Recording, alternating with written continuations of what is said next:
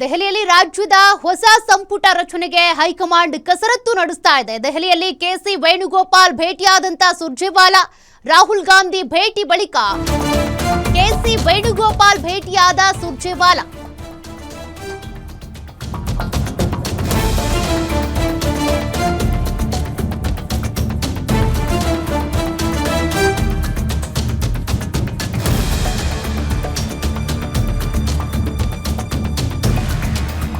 ರಾಹುಲ್ ಗಾಂಧಿ ಭೇಟಿ ಬಳಿಕ ಕೆಸಿ ವೇಣುಗೋಪಾಲ್ ಅವರನ್ನ ಭೇಟಿ ಆಗಿದ್ದಾರೆ. ಹೊಸ ಸಂಪುಟ ರಚನೆ ಬಗ್ಗೆ ಉಭಯ ನಾಯಕರು ಮಹತ್ವದ ಸಭೆಯನ್ನ ನಡೆಸಿರೋದು.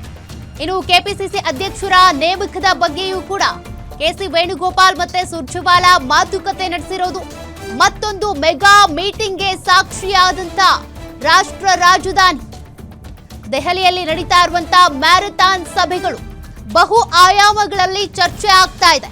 ಒಂದ್ ಕಡೆ ಸಿದ್ದರಾಮಯ್ಯ ತಮ್ಮ ಸಿಎಂ ಸ್ಥಾನಕ್ಕೆ ರಾಜೀನಾಮೆ ನೀಡಿದ ಬಳಿಕ ಹೈಕಮಾಂಡ್ ನಾಯಕರನ್ನ ಭೇಟಿ ಮಾಡಿ ಧನ್ಯವಾದ ತಿಳಿಸಿದ್ದಾರೆ. ಅಲ್ಲಿ ಮ್ಯಾರಥಾನ್ ಸಭೆಗಳು.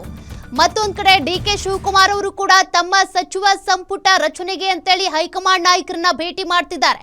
ಅದೇ ರೀತಿಯಾಗಿ ಹೈಕಮಾಂಡ್ ನಾಯಕರು ಕೂಡ ಕೂತು ಚರ್ಚೆ ಮಾಡ್ತಾ ಇದ್ದಾರೆ.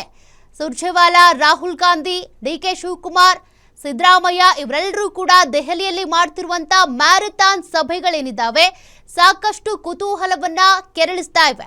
ಜೊತೆಗೆ ಮಹತ್ವ ಪಡ್ಕೊಳ್ತಾ ಇರುವಂತ ಮೀಟಿಂಗ್ಗಳು ಮುಂದೇನಾಗಬಹುದು, ಯಾರು ಸಚಿವ ಸಂಪುಟಕ್ಕೆ ಸೇರ್ತಾರೆ, ಯಾರು ಡಿಸಿಎಂ ಆಗ್ತಾರೆ, ಕೆಪಿಸಿಸಿಯ ಸಾರಥಿ ಆಗೋದ್ಯಾರು, ಎಲ್ಲಾ ಪ್ರಶ್ನೆಗಳಿಗೂ ಕೂಡ ಇವತ್ತೇ ಉತ್ತರ ಸಿಗುತ್ತಾ?